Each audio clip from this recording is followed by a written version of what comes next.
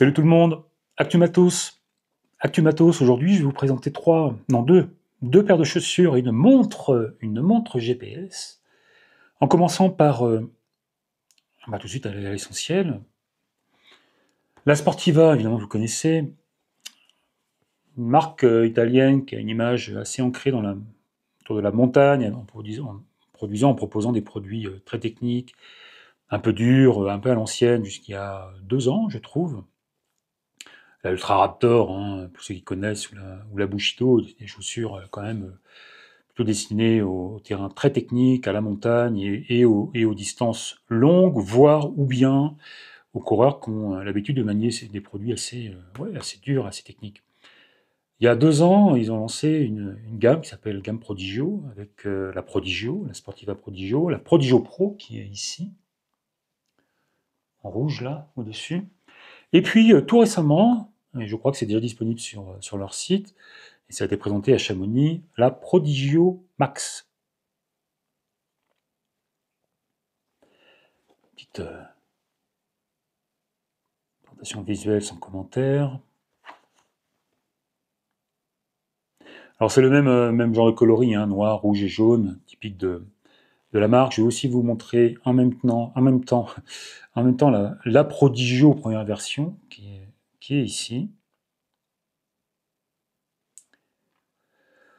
Donc on trouve à peu près, la même approche, c'est-à-dire une mousse moderne, molle, enfin moelleuse, en EVA, je pense ici en EVA infusée, mais pas tout à fait aussi performante que sur la Prodigio Pro qui est derrière, mais qui, en tout cas je crois que c'est la même, hein, sur la Prodigio première version, offrait pas mal de dynamique, super ressenti terrain, de la légèreté aussi, parce qu'ici sur la Prodigio Max, on a tout juste 300 grammes, ce qui est pas mal pour une chaussure d'ultra, avec de la grosse gomme dessous.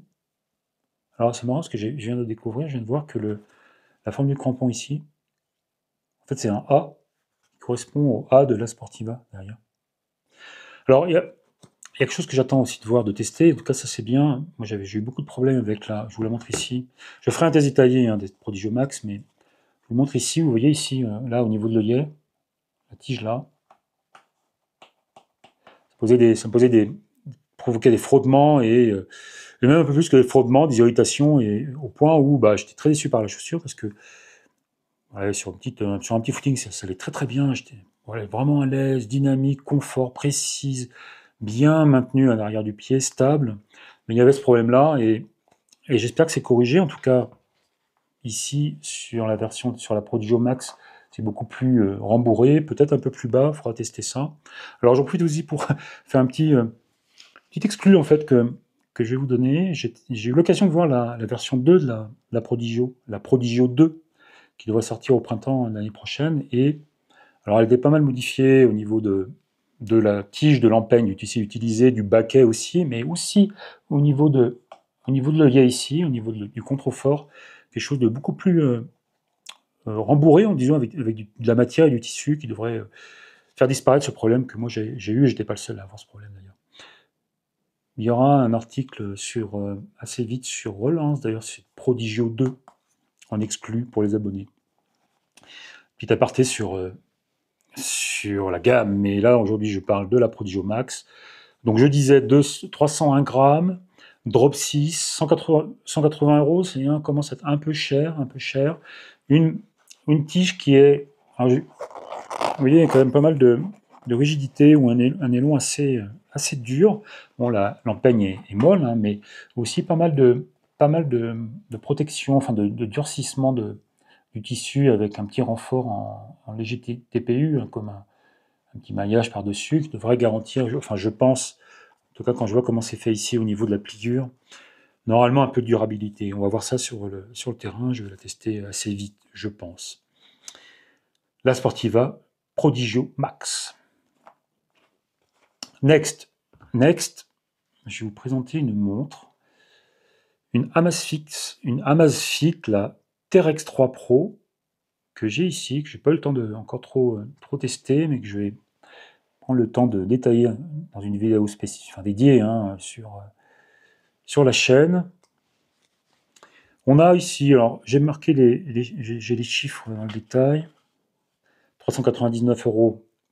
Comme ça, quand vous voyez la concurrence, 399 euros, quand il y a des Phoenix 8 à 1000 euros, on va dire. Sunto qui fait des gros efforts avec la Suntory ZDR qui est ici, que j'ai toujours pas testé. J'ai vite été débordé avec les montres que je reçois là, mais on a sur cette Amazfit à peu près la même chose au niveau des capteurs, au niveau hardware, à peu près la même chose que ce qui existe chez Sunto en haut de gamme, mais aussi chez Garmin sur la Phoenix 8. Alors pas la Phoenix 8 Pro qui vient tout juste de sortir, qui a la possibilité, enfin qui a une puce euh, qui permet de faire des appels communiqués par le réseau GSM, Techno LTE, qui permet par exemple de faire des appels, d'envoyer des SMS en passant par l'application Garmin. C'est pas le cas ici, c'est peut-être la seule différence qui existe entre cette Amazfit TRX 3 Pro et ce qui se fait de mieux aujourd'hui sur le marché, c'est-à-dire la Phoenix 8 Pro. On a du GPS double fréquence, on a de la cartographie intégrée, on a même, alors on a un écran AMOLED, là je suis même pas sûr qu'il soit au maximum au niveau luminosité, mais on a 3000 nits. Alors je vais vous montrer vite fait que c'est tactile. Ok, bon, ça marche, c'est très réactif, ça marche très très bien franchement. L'interface est assez sympa, moi j'aime bien. Alors, j'aime moins des modèles plus anciens de chez Amazfit, mais là je trouve que ça fonctionne assez bien. Il n'y a pas de molette. Alors ça, moi j'aime bien, parce que alors j'aime bien les molettes, mais j'aime bien aussi quand il n'y en a pas, parce qu'on est plus précis, on est moins sensible aux vibrations et la précision de la molette quand on la fait tourner. Et ben tout simplement, on a les boutons haut et bas là, hein, et puis ben on joue tout simplement avec. Petit truc marrant aussi, c'est il y a une LED qui permet d'éclairer la nuit quand on se lève et qu'on va aux toilettes pour pas réveiller la personne qui dort avec nous. Ça c'est pratique. Plutôt gadget, mais pratique. Bon, faut que je l'éteins, ouais. Et alors, des choses assez marrantes comme la possibilité d'appeler en Bluetooth alors, soit on appelle les appels récents, bon, il y a les bookmarks qui sont dans, le, dans la montre, mais si j'appelle mon portable, par exemple, alors, mon téléphone, il est dessous, il va... C'est la montre qui parle, là, c'est pas le téléphone.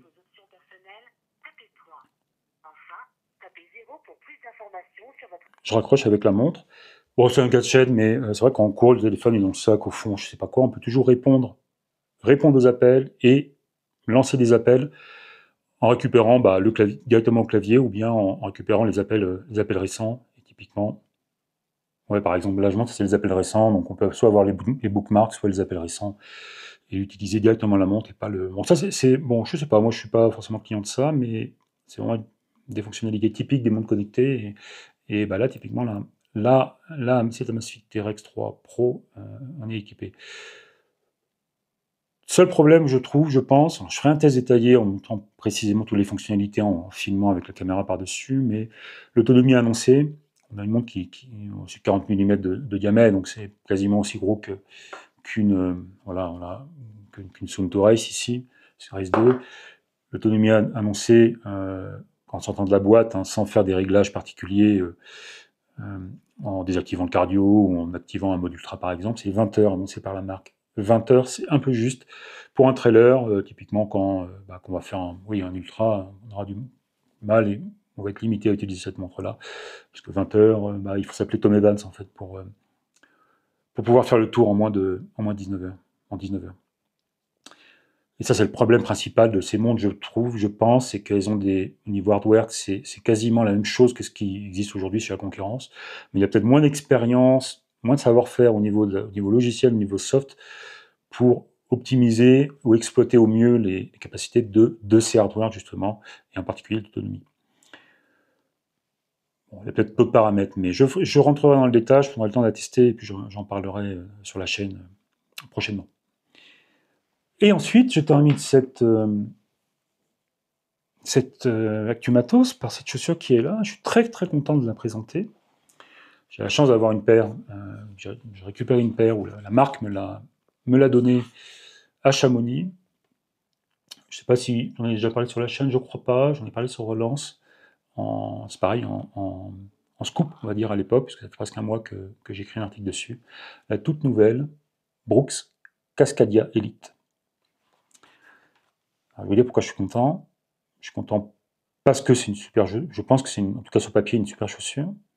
Mais aussi, je suis content pour Brooks, parce que pour moi, Brooks, c'est une marque qui commençait un petit peu à souffrir de la concurrence en termes d'innovation. Hein, la Cascadia, la Caldera, ces chaussures un peu à l'ancienne, on va dire, avec des mousses ok, infusées, mais pas du Peba ou pas ce qui se fait mieux aujourd'hui par rapport à ce qu'il y a ici, hein, Techno X3, Prodigio Pro, North Face, je dis North Face, On Ultra Pro, c'est-à-dire en fait du Peba, du carbone dessus sous la plaque, éventuellement une super tige en matrix.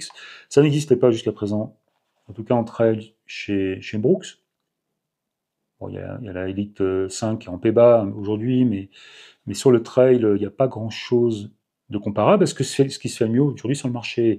Et ça change, c'est fini, parce que aujourd'hui, cette Cascadia Elite, donc je ferai un test détaillé, je vais quand même vous la présenter rapidement, et bien là, elle coche toutes les cases en termes de techno. On a une mousse Peba, alors je crois que c'est écrit ici en bleu, DNA Gold.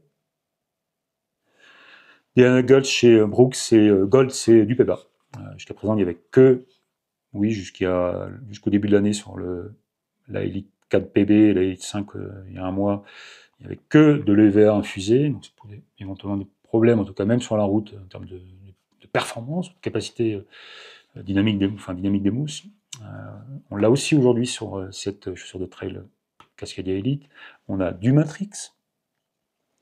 On a, alors ça c'est sympa aussi, alors, je fais quasiment la présentation, le début du test, mais vous voyez ici, sous Vibram, c'est marqué Megagrip Elite. Megagrip Elite. C'est une nouvelle gomme chez Vibram, on la voit assez peu encore aujourd'hui. Je crois qu'il doit y avoir. Je ne sais même pas si. Non, j'ai pas en tête. Ah, j'ai oublié le nom, mais il y a une marque américaine qui a lancé un échantillon, une chaussure en Megagrip Elite, mais la concurrence n'a pas encore lancé de produit avec cette techno. Alors c'est globalement la même, ça reste du Vibram, mais plus mou, probablement moins durable, plus d'usure, mais plus mou et plus efficace sur le sol. Donc ça, il faudra tester évidemment. Quoi d'autre? Qu'est-ce qu'il y a d'autre? Ouais, il y a un petit chausson, une languette intégrée chausson qui permet d'éviter l'entrée de débris, ça c'est top. Il y a même, moi ce que je dis toujours, j'adore le petit passant pour les lacets. Donc je vais aller voir ce que ça va donner. Alors il faut savoir que c'est une chaussure qui a dû faire deuxième, oh je me trompe peut-être, deuxième, ou qui a performé sur la Western States aux États-Unis.